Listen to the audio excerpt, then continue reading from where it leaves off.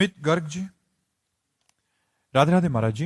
महाराज जी, संसार में हम अक्सर देखते हैं कि जो लोग छल कपट या असत्य के मार्ग पर चलते हैं वे बाहरी रूप से अधिक सुखी, सफल और सम्मानित दिखाई देते हैं, और वही जहां जो मनुष्य सत्य, निष्ठा और धर्म के पथ पर चलता है उसे अधिक संघर्ष, पीड़ा और परीक्षा। जिसको मृत्यु दंड दिया जाता है उसकी आखिरी इच्छा पूर्ति की जाती है, नहीं की जाती ना।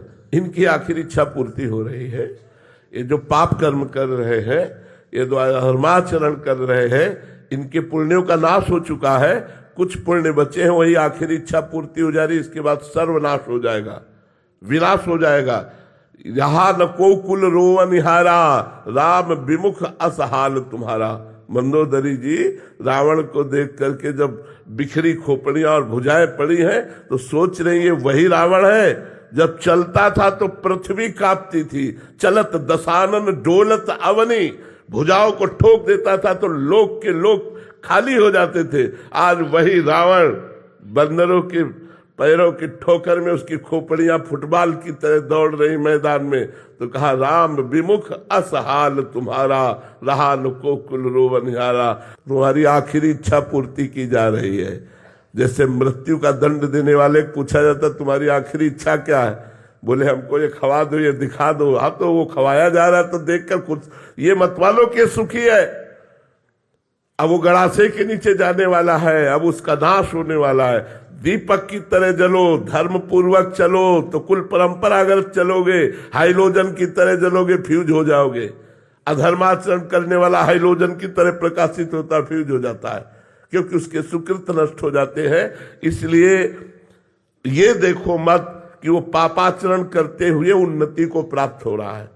ये समझ लो उन्नति को नहीं, वो नाश को प्राप्त हो रहा है। धर्माचरण करते हुए वो दुख को प्राप्त हो रहा है, वो दुख को नहीं, उसके पाप नष्ट हो रहे हो। आगे चलकर बहुत सुख को प्राप्त होगा। जैसे दुर्योधन बड़ा फूला हस्तिनापुर के सिंहासन के लोभ में, चूंकि पिता बैठे हुए थे, मनमानी दुर्व्यवहार किया पांडवों के साथ।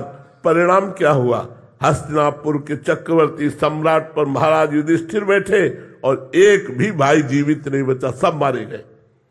अधर्माचरण करने वाला परिणाम में नाश को प्राप्त होता है, और धर्माचरण करने वाला भले दुख भोगे, परिणाम में विजय को प्राप्त होता है, सुख को प्राप्त होता है। ये बात बैठा लेनी चाहिए। अधर्माचरणियों की उन्नति देख करके अधर्माचरण नहीं करना चाहिए कि बड़े सुखी नहीं है, बड़े अशांत, चिंता, भय और शोक से ग्रसित है, और परिणाम में उनका पतन होगा। उनमें विपत्ति और दुख का ऐसा तांडव मचेगा कि वो नष्ट हो जाएंगे। महाराज जी, आप तो सबके हृदय की अंतःकरण की स्थिति को जानते हैं। महाराज जी, ऐसे जनों की अंतःकरण की स्थिति बड़ी भयावह, बड़ी गंदी होती है, बड़ी गंदी होती है। बाहर से नकाबपोश की तरह मुस्कुराते दिखाई देते हैं, हंसते दिखाई देते हैं, अंदर जलते हैं। क्योंकि जब तक चित्त धर्म से नहीं चलेगा तब तक शांति, निर्भयता, सुख, विश्राम ये प्राप्त नहीं हो सकता, कदापि प्राप्त नहीं हो सकता। जीवन भर जलते रहते हो, मरने के बाद नरक में जलाए जाते हैं, नरक में दुख भोगना पड़ता है। इसलिए पाप से डरो, अधर्माचरण से डरो, यही दुख भोगना पड़ता है। नरक की तो बात जाने दो। अवश्य में भोक्तव्यम कृतम कर्म शुभाशुभम।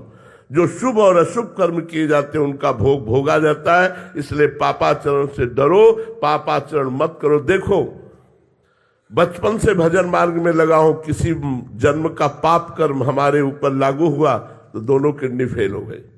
कर्म, भीष्म जी इतने बड़े महाभागवत बाल ब्रह्मचारी धर्मात्मा, 6 महीने बाणों की सैया पर। कर्म अवश्य में भोक्तव्यम, भोगना पड़ेगा। फिर जो पाप कर्म कर रहे हैं उनकी तो बात जाने दो। महाराज जी, परिवार पे भी इसका असर पड़ता है? हाँ, क्यों नहीं, संबंध का तो होता ही है। अगर तुम कोई क्राइम करो तो तुम्हारे पूरे परिवार को प्रताड़ित किया जाएगा।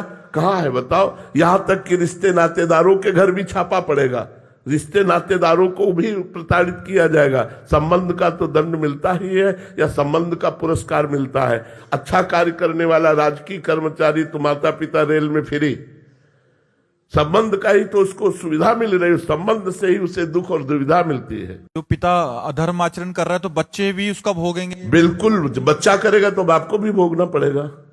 बाप की भी निंदा होगी, उसको भी गालियां मिलेगी, समाज में उसको सर नीचा करना पड़ेगा। चाहे पिता का संबंध गलत हो या पुत्र का संबंध गलत हो, दोनों को भोगना पड़ेगा। अधर्म आचरण से आया हुआ धन भी प्रभावित, पूरे परिवार को शोकित करेगा, पूरे परिवार को शोकित करेगा। और दिखता है तो गाड़ी बंगला सब बन गया। ये सब बाहरी है, बाहरी है।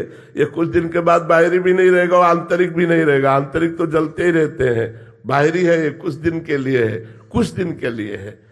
देवकी वसुदेव जी को हथकड़ी में डाले हुए कुछ दिन के लिए समय है उसका, सुकृत जब तक है तब तक ठीक है।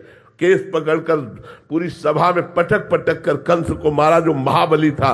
ऐसा बलि था कि जरासंध प्रसन्न होकर अपनी 2 पुत्रियों का ब्याह किया था।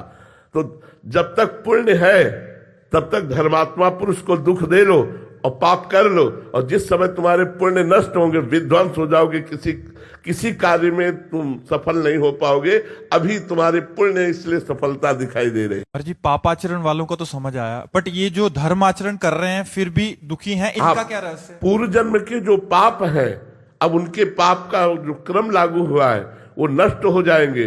तो पूर्व जन्म के पुण्य और इस जन्म का पुण्य जब दोनों मिलेंगे तो ये सूर्य की तरह प्रकाशित हो जाएंगे, ये परमानंद को प्राप्त होंगे। और पापी पुरुष का वर्तमान में पुण्य खर्चा हो रहा है, जब पूर्व का पाप और वर्तमान का पाप दोनों मिल जाएगा तो ऐसा ब्लास्ट होगा कि सर्वनाश हो जाएगा। और इनके अंतःकरण की स्थिति क्या रहेगी? शांत, प्रसन्न, भले दुख में है लेकिन प्रसन्न। देखो 12 वर्ष का वनवास, 1 वर्ष का अज्ञातवास पांडवों को मिला, लेकिन साथ में ब्रह्म ऋषियों का संग। ये सौभाग्य कि बड़े बड़े ब्रह्म ऋषि भगवान की चर्चा सुनाते हुए, उनको 12 वर्ष समझ में ही नहीं आया कैसे कट गए। उस समय उनका हृदय शांत, प्रसन्न, भगवत शरणागत, भगवत चिंतन परायण, बाहरी कष्टों की परवाह नहीं करते, धर्म में चलने वाले। ये अधर्मिक पुरुष लोग थोड़ी देर के लिए बाहरी सुखों को भोगते हैं, अंत में महादुख को प्राप्त होते हैं। इसलिए सबसे प्रार्थना है, पाप से डरो, अधर्माचरण से डरो। उन्नति धर्म पूर्वक हो तो स्वीकार करो, धर्म पूर्वक रुपया मिले तो स्वीकार करो। अधर्म रूपी धन, अधर्म रूपी उन्नति बिल्कुल स्वीकार न करो, वो तुम्हारे परिवार को और तुम्हारे को परम अशांति प्रदान करेगी।